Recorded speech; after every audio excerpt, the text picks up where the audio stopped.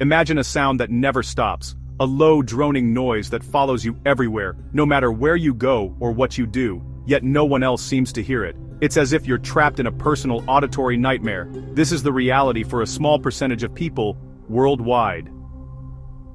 They are hearers of the hum.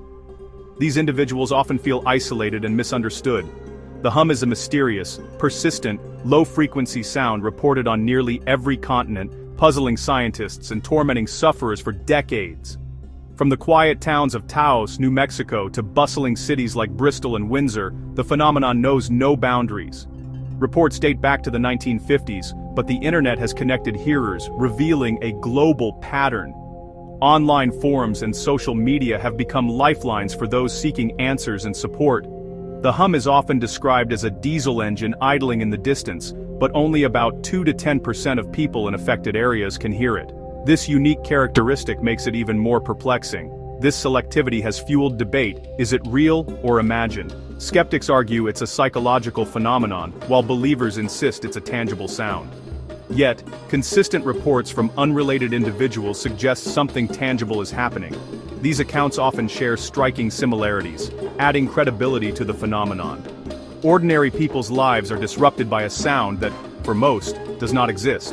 Sleepless nights and constant irritation are common complaints among hearers.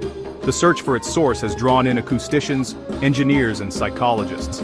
Each discipline brings a unique perspective, hoping to unravel the mystery. Studying the hum is a challenge. How do you measure a sound only some can perceive, especially when it seems to come from everywhere and nowhere? This paradox complicates scientific inquiry.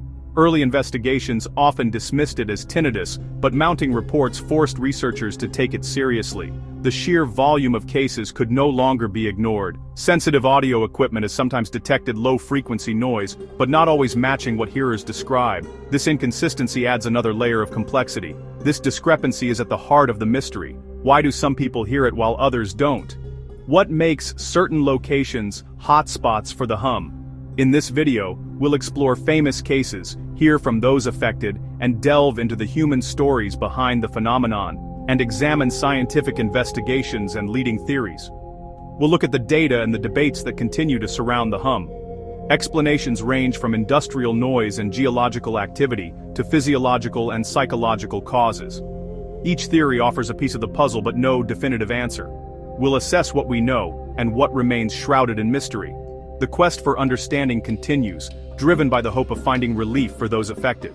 The hum endures as a global enigma, its source still elusive. Despite advances in technology and science, it remains one of the most baffling auditory mysteries of our time. The hum isn't a single story, but a collection of local mysteries with a common thread. In the late 1970s, Bristol, England, saw hundreds complain of a persistent, low-pitched hum, prompting one of the first major investigations. A decade later, Taos, New Mexico, became another hotspot, with researchers unable to pinpoint a source despite extensive studies. The phenomenon is global, from Bondi, Australia, to Largs, Scotland, and Windsor, Canada. In Windsor, researchers traced the hum to industrial operations on Zug Island, one of the few cases with a likely culprit. Across locations, the sound is described as a low, rumbling drone, causing sleep loss, anxiety, and distress. The hum's global pattern suggests multiple overlapping causes, but a strikingly similar experience for those who hear it. For non-hearers, the hum is abstract, an odd rumor, a mystery. For hearers, it's inescapable, a constant presence that colors every moment of silence. Descriptions often compare it to a distant diesel engine idling, or a throbbing, vibrating rumble that never quite fades away, no matter how hard you try to ignore it. Many feel the sound physically, in their chest, feet, or even their pillow at night. It's as if the vibrations seep into the body, making it impossible to escape, even in sleep. Earplugs rarely help. The sensation seems to bypass normal hearing, as if the noise is coming from inside rather than outside. This internal quality has led some to question if the source is entirely external, or if it's a trick of the mind or body. The main complaint is sleep disruption, especially at night when ambient noise drops and the world grows quiet, making the hum even more pronounced. Chronic sleep loss leads to fatigue, irritability, and trouble concentrating, Everyday tasks become harder, and relationships can suffer. The psychological toll is heavy. Feelings of isolation, disbelief from others, and mounting frustration can make sufferers feel truly alone. Some move homes or invest in soundproofing, desperate for relief, but often find the hum follows them, undeterred by walls or distance. The constant presence can cause anxiety and depression, eroding mental health over time. In rare tragic cases, sufferers have taken their own lives, citing the hum as a factor that pushed them beyond their limits. The hum is more than an annoyance. It can be a life-altering, debilitating condition that changes everything. For hearers, it's a relentless intrusion that shatters peace, leaving them searching for answers and relief that may never come. Bristol, England, is a classic case of the hum. In the late 1970s, hundreds reported a persistent, low-pitched drone, especially at night. Environmental health officers investigated factories, highways, and ventilation systems, but found no definitive source. The sound was often below the range of standard sound meters, complicating the search. Media attention dubbed it the Bristol hum, drawing more reports and skepticism. Some experts blamed tinnitus, but hearers insisted the sound was external and location-dependent. Theories have ranged from factory fans to underground gas pipes to ocean waves vibrating the seabed. None have been proven, and the Bristol hum remains an unsolved acoustic puzzle. It's a textbook example of the mystery persistent, well-documented, and unexplained. In 2011, Windsor, Canada, became the epicenter of a new and perplexing hum, a phenomenon that would baffle both residents and experts for years to come. Residents described a persistent, low-frequency rumble that often filled their homes, sometimes accompanied by physical vibrations that rattled windows and disturbed sleep. Unlike other mysterious hums around the world, the Windsor hum seemed to come from a specific direction, across the river to Zug Island, Michigan, a heavily industrialized zone. A government-funded study brought in advanced monitoring equipment and teams of scientists who traced the sound to industrial operations, especially steel-making processes on Zug Island. The likely culprit was identified: the massive blast furnaces at the U.S. Steel facility, which operated around the clock and produced intense vibrations. Despite pinpointing the source, cross-border cooperation between Canada and the United States was limited, leaving Windsor residents feeling powerless and frustrated as the noise continued. In 2020, U.S. Steel idled its Zug Island operations, and the hum vanished almost overnight, bringing sudden relief to the community. This was the strongest evidence yet that industrial activity can directly cause the hum, linking human industry to a global mystery. Windsor's case shows that some hums have clear, man-made origins, and that communities can sometimes find answers, if not always solutions.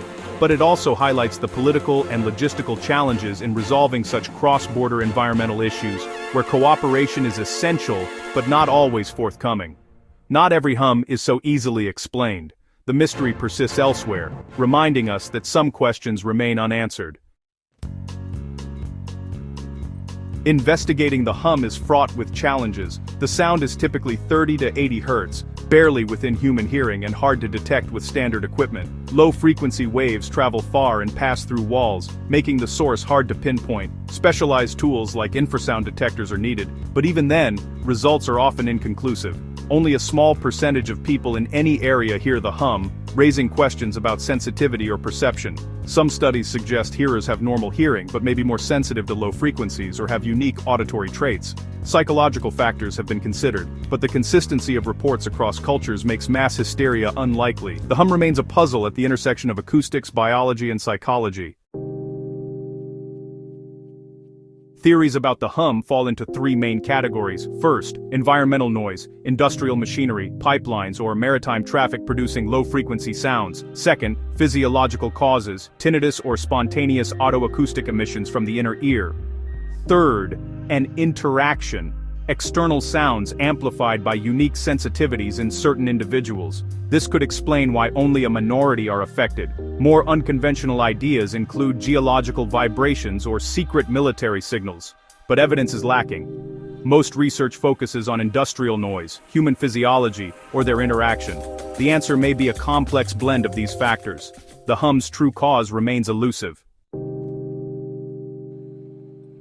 The hum's selectivity is one of its greatest mysteries. Only a small minority, 2 to 10%, hear it in any given area. Differences in hearing sensitivity may play a role. Some people can detect lower frequencies than others. Environmental factors matter too.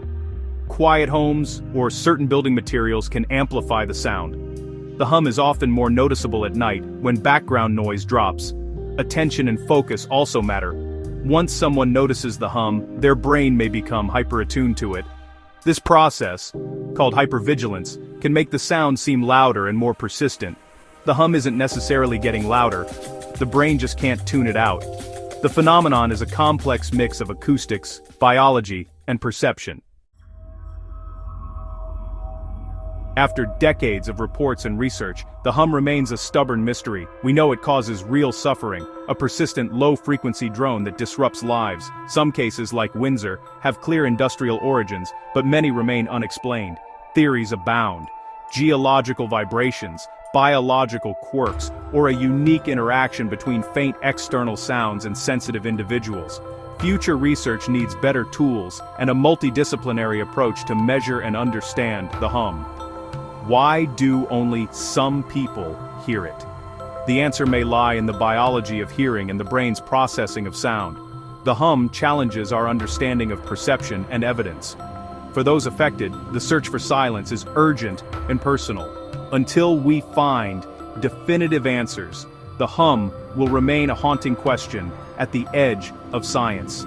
The mystery endures, vibrating just beyond our grasp.